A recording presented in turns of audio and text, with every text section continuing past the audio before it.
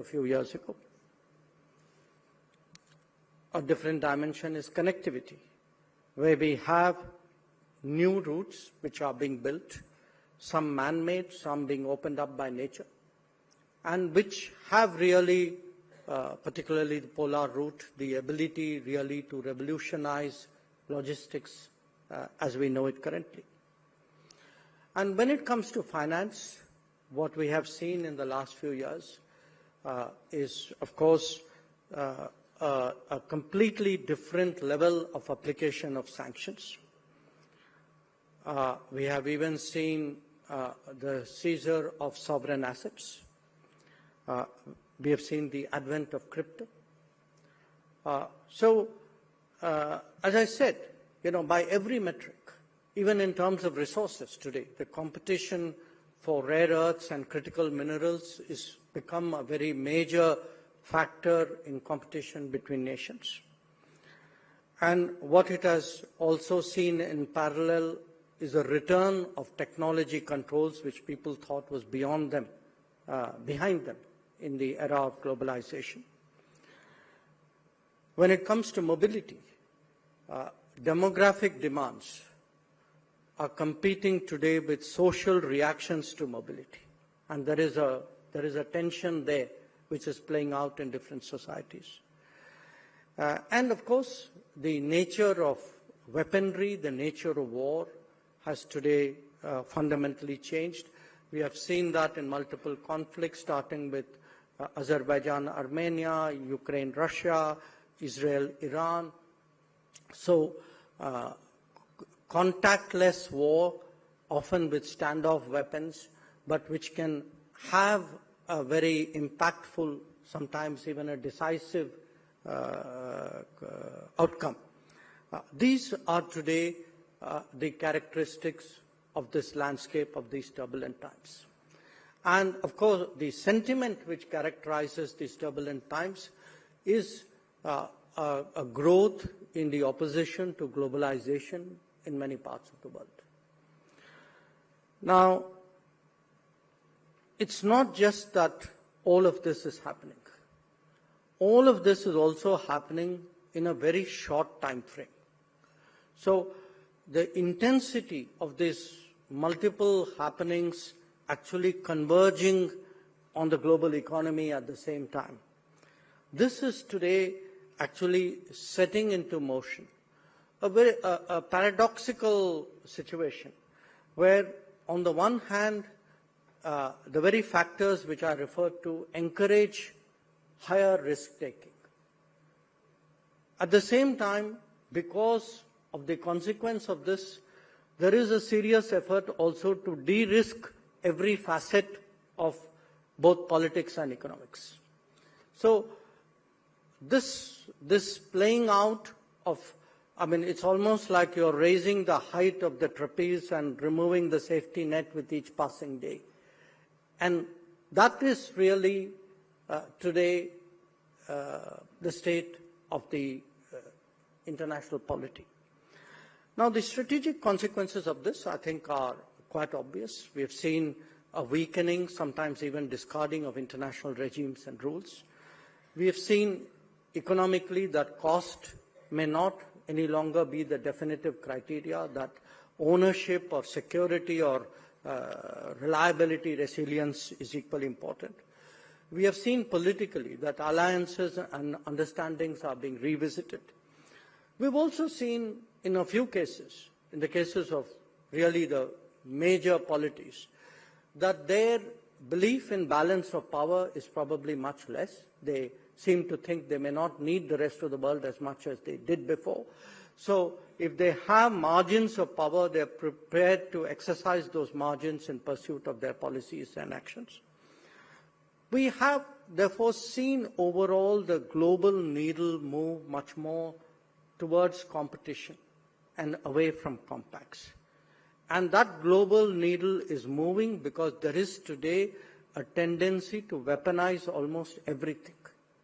And that if a state has a tool in its toolkit, an instrument to be used, there is much less reticence, particularly on the part of the major powers, to use that.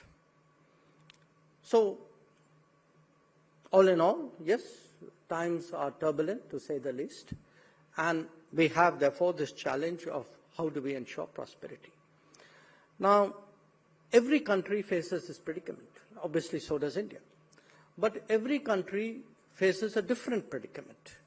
In the case of the United States, a country which, in a sense, underwrote the international system as we know it, has really been the harbinger of change. It is not only more assertive, but it has really allowed its or encouraged its national interest goals pretty much to drive its approach towards partnerships and cooperation. In the case of China, I think while they had clearly mastered the old system as we know it, this change perhaps catches them at a time when many of the new new concepts, mechanisms, institutions which they were pushing are not yet in place. But clearly what we can see is that the US-China relationship in many ways is going to influence the direction of global politics. In the case of Europe, what was a sweet spot in terms of US, Russia, China, US particularly security, Russia energy, China trade, has actually got turned around, and every one of those aspects today has become a challenge.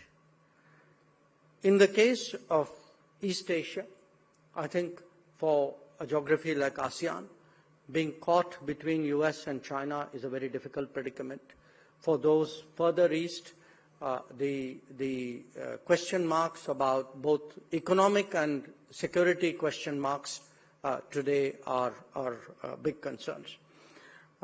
In the case of Russia, you can see that their current goals and their future opportunities perhaps are not aligned on the same plane.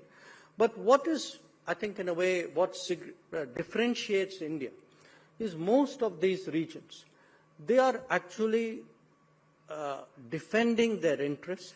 They are trying to maintain their positions. Whereas the challenge for India is how to go beyond that how do we rise in these turbulent times? Because for us, just defending what we have is simply not good enough. This has caught us at a time in our own history, in our own sort of curve, you can say, where we have to not only internalize and absorb these risks, but find a way of going beyond and continuing with our rise. And that, in many ways, actually brings us to the domestic policy choices and governance. And I'm sure many of the other sessions would have discussed it. But I do, from my vantage point, want to make one observation. Obviously, as a minister, I sit in the cabinet. In the cabinet, we have different committees. We have a committee on security. We have a committee on economic affairs. And we have, of course, the entirety of the cabinet.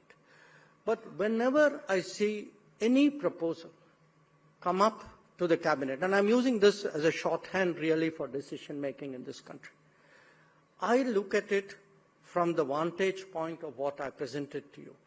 How does it help me to navigate and advance in these turbulent times? So when I see a proposal to deepen manufacturing, when I look at a mission to actually promote advanced manufacturing, semiconductors, for example, or electric vehicles, or drones, or space, when I look at a project or a set of projects or policies which would take forward infrastructure, or which focus on human resources and skills, because, again, this is something which India particularly brings to the table at this point of time. When we look at ease of doing business or of ease of living for the common citizen, I want to say from my vantage point, every bit of this actually adds to our comprehensive national power and helps me actually to deal with these turbulent times. That for India, in many ways, the answer for a more difficult world is not just outside. A large part of that answer is inside. That if we can get, our human resources better developed, if we can get our infrastructure moving faster, if we can get manufacturing to deepen more, if we can get new trade flows, because I think given the volatility, the uncertainty that we have seen this year, it is very clear that there is a very strong case really to diversify further the trade account as well. If we can address energy security, food security, health security, again, partly through a mixture of national capabilities, but by diversifying sources and spreading the risks. This is really today a strategy for India to pursue. And the posture that India adopts, and to my mind, it's a common sense posture, is really to have as many productive relationships as possible, but to make sure that none of them are exclusive and result in the denial of opportunities in other relationships. So how do we actually practice this multi-alignment or this multiple relationships with different agendas and with different partners, sometimes in different regions? This is really the external challenge. The internal one, of course, is to improve every dimension of our comprehensive national power. And in my view, we've laid a very solid foundation in the last decade. I think these 5 years, given the international environment, will test us like it would test every other country in the world. But I think it is a test with which, where we approach it with a degree of confidence, with a degree of firmness, and certainly with a degree of hope that this approach that I have laid before you will give us the results that we need. So thank you again for your attention, and I will go back and join my fellow panelists.